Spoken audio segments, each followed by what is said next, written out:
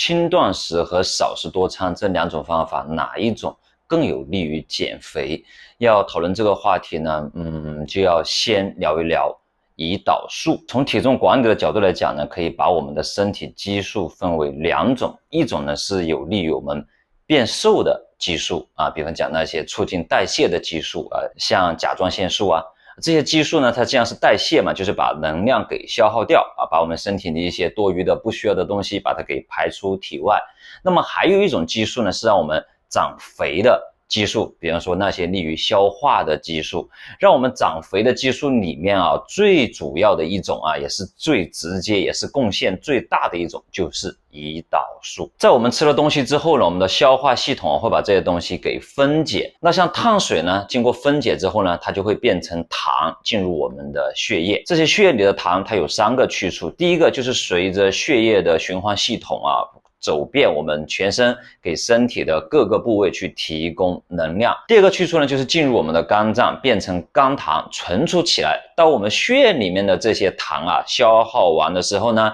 我们身体如果还需要能量，就从肝里面从肝糖来调这些能量来供应给全身。还有第3个去处，就是变成脂肪。要变成脂肪呢，就必须有胰岛素来把这些糖转化成脂肪给存起来。如果没有胰岛素来进行这个转化跟存储的工作，那么怎么样呢？我们血管里的这些血液里面包含的糖分就会过多，糖分过多它会腐蚀我们的血管壁，同样呢它也会造成我们这个血管的拥堵，造成这个血液流通的拥堵。所以血糖过高的话是一件非常危险的事情。讲到这里有一点就非常明白了，就是我们的胰岛素啊，它把我们摄入的这些能量这些碳水转化成糖之后呢，把这些糖又转化成脂肪给存起来。也就是说，如果胰岛素分泌的越多，那么它转化的这些脂肪就越多。如果胰岛素工作的时间越长，那么它存储这些脂肪的时间也就越长。简而言之，就是胰岛素分泌的越多，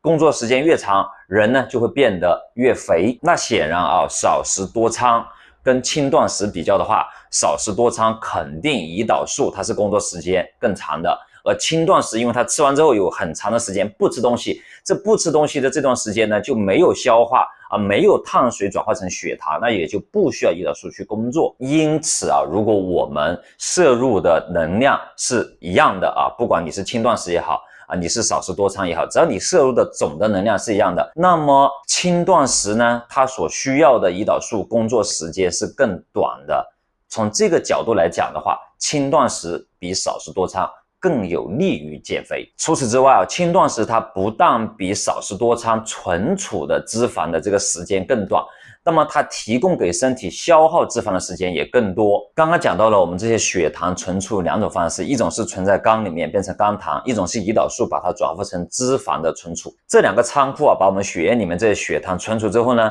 那本身这血糖剩下它就不多了，那么它给身体供能之后消耗掉了，这个时候就需要消耗什么？消耗肝糖。肝糖通常它是在我们进食之后，它的存储到消耗完成的过程呢是大概5个小时。这也是为什么很多人在他吃了东西之后，如果过5个小时不吃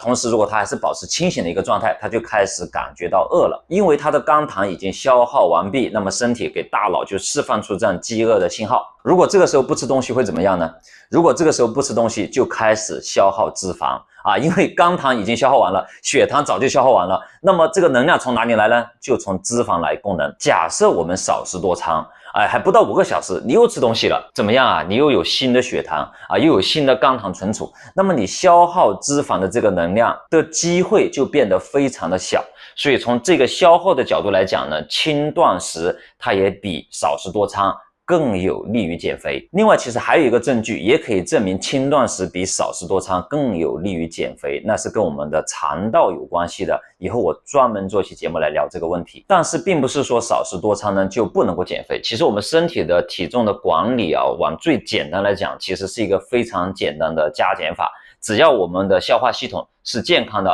那么我们一天摄入的这个总能量如果多于我们消耗的总能量，那我们的体重其实就是增加的。相反，如果我们摄入的总能量呢少于我们消耗的总能量，那我们的体重呢就是下降的。如果我们摄入的总能量跟消耗的总能量平衡的话，那体重呢也就处于一个比较稳定的状态。所以不管是少食多餐也好，轻断食也好，其实都可以减肥。把它们两个进行比较的一个前提就是摄入的总能量是一致的情况下才能够进行比较，否则就没有可比性的。感谢你收看这个视频，如果喜欢我的节目呢，请给我点一个赞，你的支持会让我做出更多更好的节目。再见。